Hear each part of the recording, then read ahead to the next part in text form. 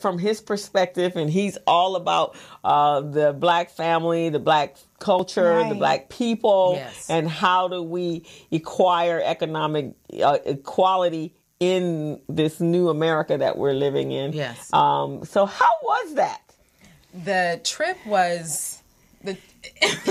I mean, you know, we're still trying to, I mean, it's 2 weeks later and we're still trying to put together and process our thoughts and, you know, process what we learned. We learned so much. It was a phenomenal trip. It was a mind-blowing, eye-opening trip. And we went with a great group of people. We went with Dr. Frazier. We went with Anthony Browder, the Egyptologist. We were with Dr. Whitaker. And so they were our elders. Wow. They were our elders. And we had I've never been on a study tour before, so I wasn't really sure what to expect. But once we got there, we had a complete itinerary.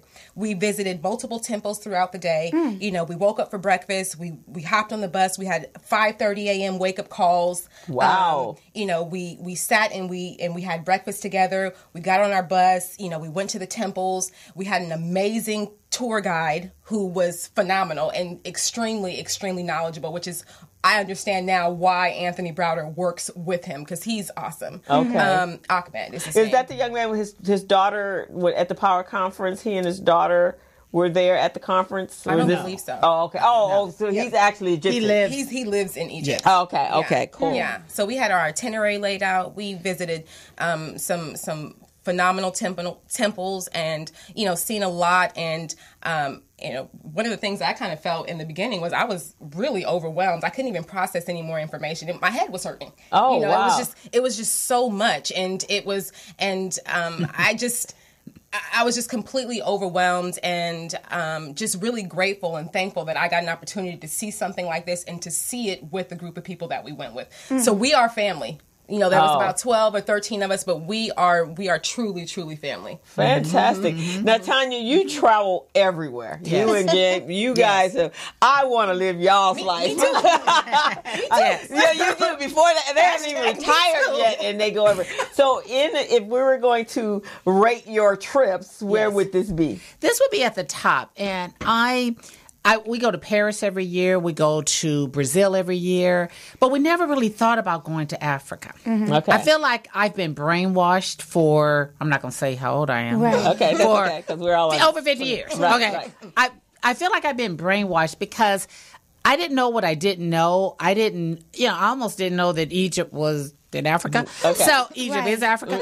So those are kind of the things that I just didn't know. And I actually got mad. I'm mad that I didn't go before. I'm mad that I feel like Europeans have stolen our history and distorted things to their benefit, because it was an incredible, amazing trip.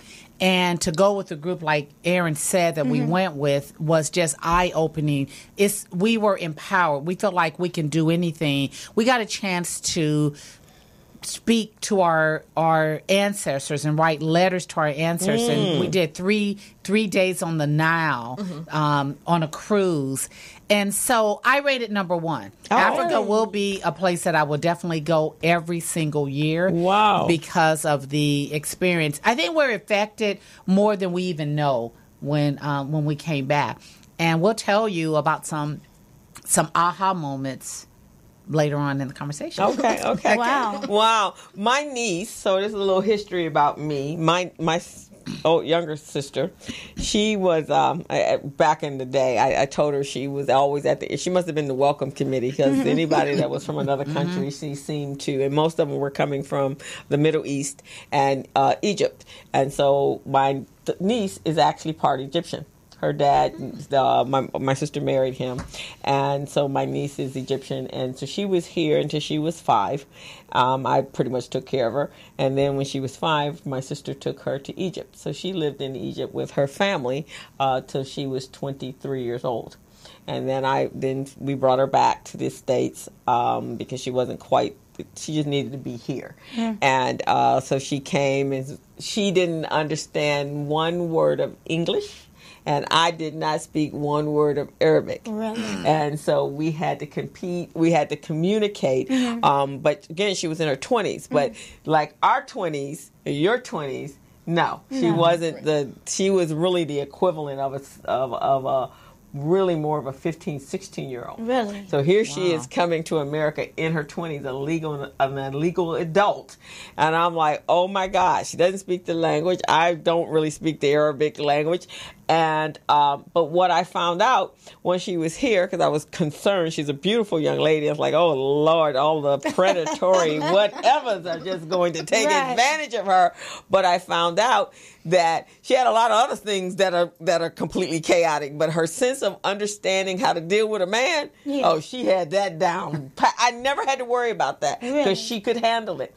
And because she was so naive, she couldn't speak the language. They had no choice but to call me to ask if they wanted to take her out on a date and how they should take her or how they should communicate. Because, young men in their 20s are speaking slang. She didn't even speak English, so she truly didn't understand the slang part. She's like, what do they mean? And then they'd call me and go, I want to take her out. How do I do that? And then I get to have that conversation with them before they actually got out, right? And then just some of her colloquialism, she would use her leg, which she really meant her foot. She'd go, my leg hurt. And I'm like, you mean your foot? So now she's her birthday day after mine. She's 34. And so she's been in and out of the country. But one of the things that's different from her to our children is that she will pick up in a minute and go back to Egypt. One guy she talked to, I found she was on her way to Turkey. So she's lived in Turkey by herself. And she's gone back to Egypt. She went back 2 years ago as a makeup artist because that's what she came here to go to school for. And she worked on set for 2 years. But Egypt has become very difficult for the young people to live. There's no way for them to make a living. So she learned it firsthand because her family are all off onto different tangents. So she had her own apartment. But you can't be that independent in the new Egypt when you are Middle Eastern and you are a Muslim. And so now she came back here. She moved to Ventura. She got her a room. She does eyebrows and makeup up there, and she lives up there on her own. And she likes Ventura, but much more free-spirited, much more independent. And I have another girlfriend that grew up in South Africa the same way. When she was 19, she left home and went to Europe to live. She went to England and she went to Italy to live.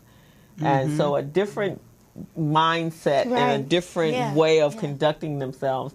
So now my niece she wants to get married to some guy in Qatar. And I was like, whoa, we done been here. So you don't work over there. You cannot have, as a Muslim young woman, you can't have that freedom. Yes. Because of the religious constraints over there. So that's interesting. Yes. But, for us, did you feel more Black? I did. I did. I felt a closeness. I felt a oneness with the people. They really admire African Americans. Yeah. And one lady, not on this trip, she said, "You're not African American. You're African." And I really understand that.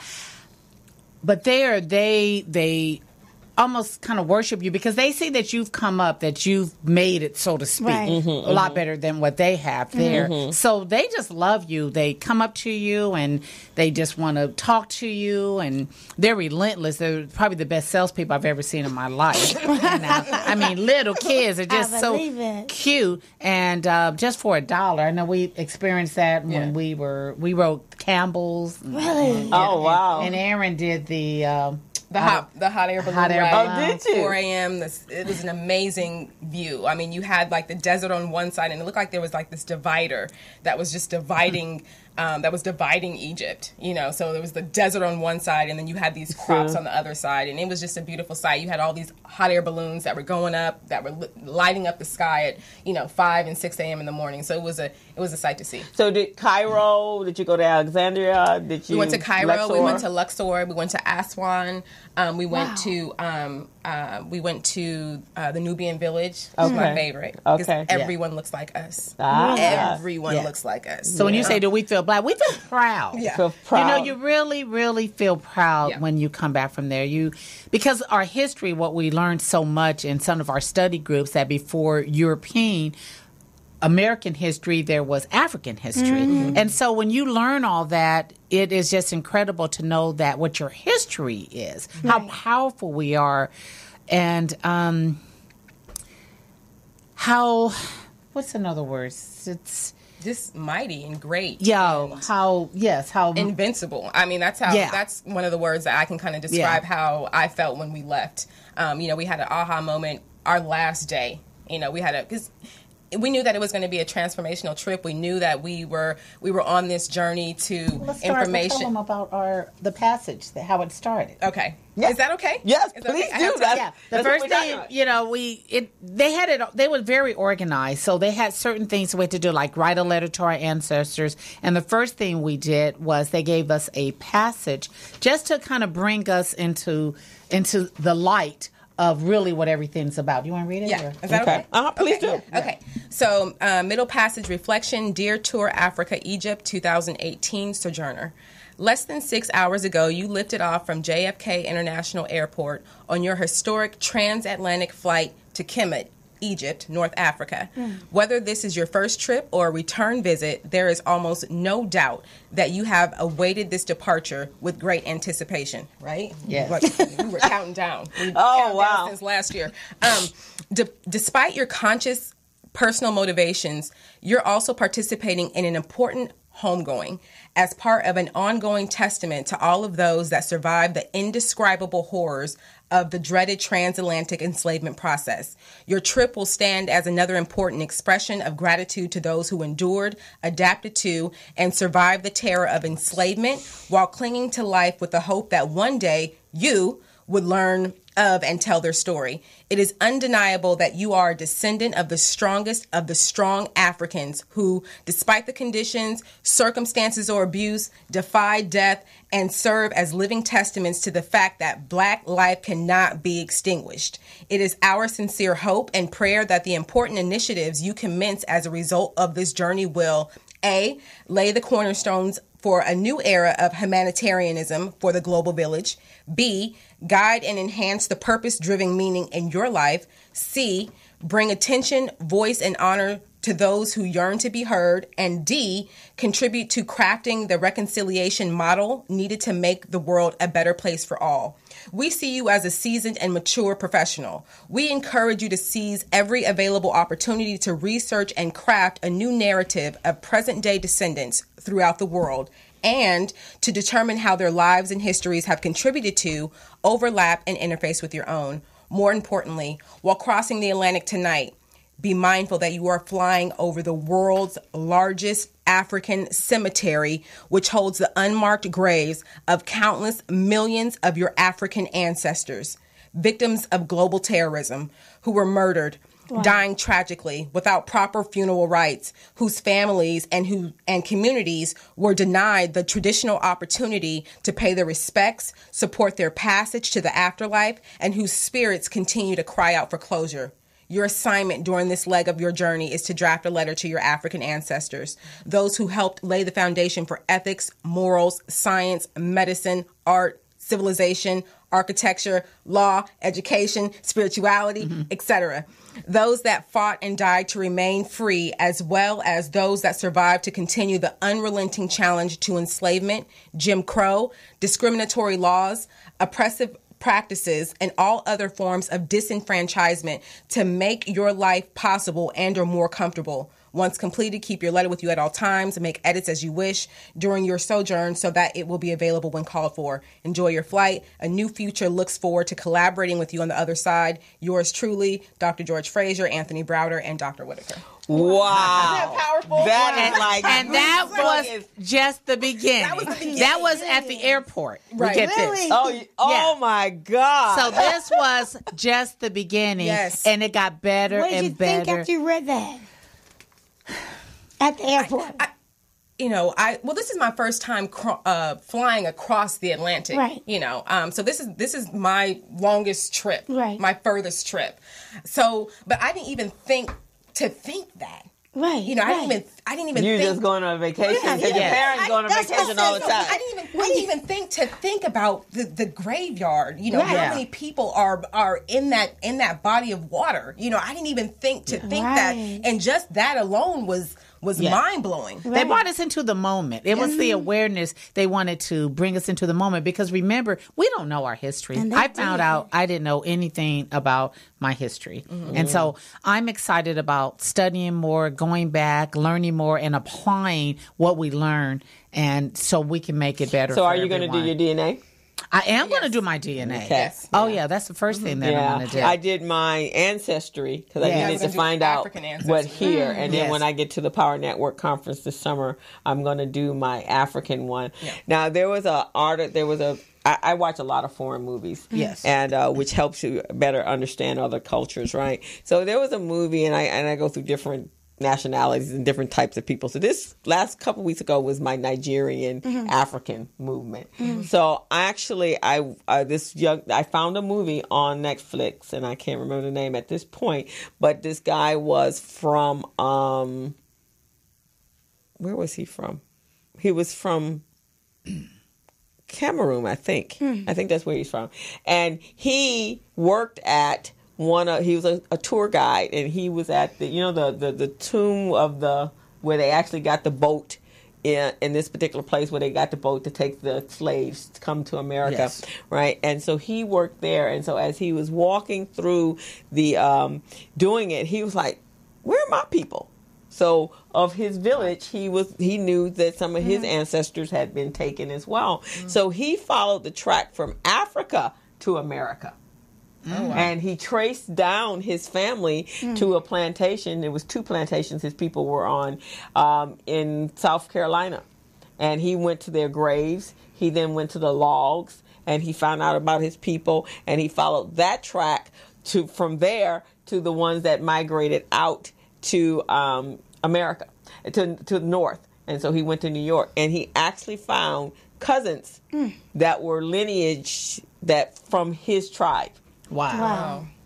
It was a powerful movie. Yeah. Wow. I mean, and when they connected, they actually looked alike. Yeah. They had and he was saying, he told this one lady, and she was she lived in New York, so New Yorkers have an edge to them, right? And he's from Africa, loving, giving. And so he was going, in our village, our people are long and lean and spirally. He says, look at you and look at me. He said, we're related. And she was like, what are you talking about? Right. He goes, no, I'm not crazy.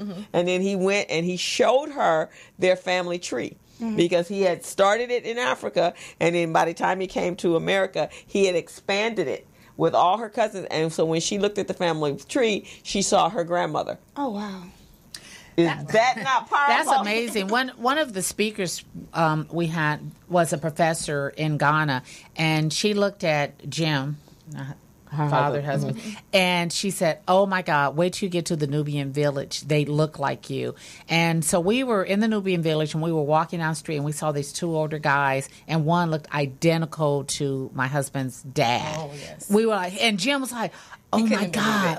He was staring at him. He said, oh my God, he looks just like us. And so that was a good feeling, Yeah, but that we really, we know that's the history, but of course the emphasis has never been put on us attaching us to really what was only 3 generations back, because my great-great-grandmother was the slave. So attaching us to that whole, to the people, right? Right. And so I was at a friend's house who are very Afrocentric on the East Coast, in Baltimore, actually. And there was a book, they had a coffee table book, and it was called The Faces of Africa. And now we were there, we had brought some kids there for the tennis tournament. And so there was about 50 people in the house. And I'm looking at the book. And literally, I'm looking at the book, and then I'm looking at the people, and I'm just like, and this is a book that's this thick. I am picking out people like, wow. And people are like, what are you doing? But everybody looked like, everybody in that room looked like somebody that was in Africa. Yes. Isn't that's just powerful. That's our ancestors. That's our ancestors. And that's why we're so powerful, As a people, we're strong, we're resilient, we're powerful. Yes. No matter what happens, if we're down, we'll get back up. And that's our ancestors. That's our DNA. It is really in our DNA. So what were your study groups? So were you learning, like you were going to lecture, did you go to the pyramids and all the tradition? And so were you studying, finding out the behind the scenes, not the stuff that tourists normally Truly the behind the scenes. Okay. Yeah. Truly to see, like okay, just dropped it. But I wrote it down here. Okay. One of the study groups that we went through was, it says before there was Europe or American history, there was African history. And it says that African people have been written out of the respectable commentary of history. Mm-hmm. And so they talked about that a lot, and how Egypt, the Nile, was a civilization that was already old before Europe was ever born. Right. And see, we don't know that. And in there it said that the Europeans have claimed the non-African creation of Egypt in order to downgrade the position of African people in this world history. And they further talked about that the archaeologists' research of Europeans disproved that their claim of Egypt as European, or at least of Asian creation. And they said that they could not find a single artifact in Western Asia that, or in mainstream Asia, that was older than the artifacts of the Nile civilization of Africa. So these are the kind of things that we were learning every night in our study group, and it just made you feel good. It was just powerful. But again, like Erin said, one girl, that lady was with us, she says, I'm just mad that we aren't, this is not in our history. And I think because I do a lot of research on our history, and I'm very pro-Black, and I don't ever apologize for it. And I think it's because I'm my third eye is open, and I understand of what our people. And from time to time, I'll even put something on Facebook when we're behaving the way we're behaving. It's like our ancestors would be really sad at what we're doing, and that we're not connecting with each other and being supportive of each other and being united as a people. And because when they got over here, they suffered a lot, and they didn't have to live.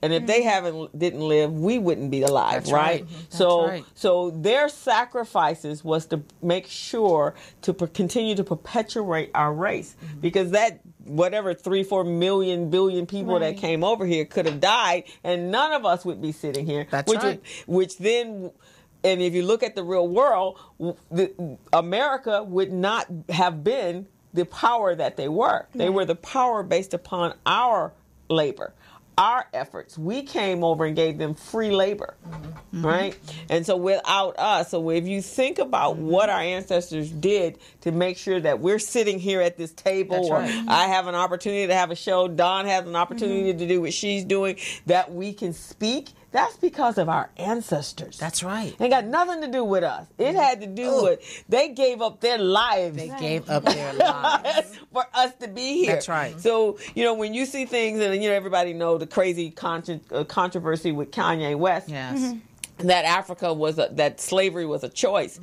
When you know your history, and I went through a period of time, even before Roots, I had read everything that there was to read. By the time I was 12 years old, I had gone through all of the novels, everything about slavery. Made you cry. I was young, so I really wasn't quite as affected. But if I go back to try to read it now, it would be really, really difficult. And for him to say that it was a choice, wow. Dude, you don't know our history. No, he doesn't. You know nothing about us. I think he's sick right now. I think there is something going on, because, and then to continue to justify it when, if you have grandparents that came from the South, it didn't just stop after they emancipated. It continued on. And even today, to make you feel lesser of a person, to use a word that's just totally, they feel will annihilate you because it puts you back in that place of servitude. So I'm angry all the time. So when I go out, people are like, "Oh, there goes Crystal," but that's because I know my history. And you said as a child, you were reading that. How did that happen? Your parents were, because I didn't read anything about that as a child. I was I was in New York, so that's a different feel from here to there. New York, there's a lot of very pro African people. People there that are very proud of who we are. And it actually started because when I was a kid, my school, they had a reading program in our school, which was predominantly black. And so we started this program when I was in 7th years old, so 2nd grade. Mm-hmm. So by the time I was in 6th grade, I was already reading on a college level. Mm. So I had read everything, and my mom was all about reading. No wonder you're so smart and know all the stuff. I know. Yeah. That's why I have all this research. Right. Yeah. Makes sense now. Because I was always reading, right? Yeah. And I outread everything at the library that they would allow me based upon my age. Mm-hmm. Wow. So then she had to start taking me to the public library. Mm-hmm. And then she had to buy books. So when I left Buffalo, we had like 5 bookcases full of books that I had read. And everywhere I go, I have a storage place because my books are like my little friends. Yes. And I can't even throw them away. So I have boxes and boxes of books in my storage. And then I did magazines, but that's how it started. Wow. So because I had a love. How lucky for you. And I kept going from section to section. And then I started reading about American history, the Betsy Ross and all that sort of stuff, because that's what we were reading in school. And I was like, wait a minute, we black. Mama, I want to read about black people. Right. So then she started helping me find, and my family is kind of academic. And so she started taking me to books, and we started getting books about our people and slavery. So I went through and I've read some powerful, powerful books on actually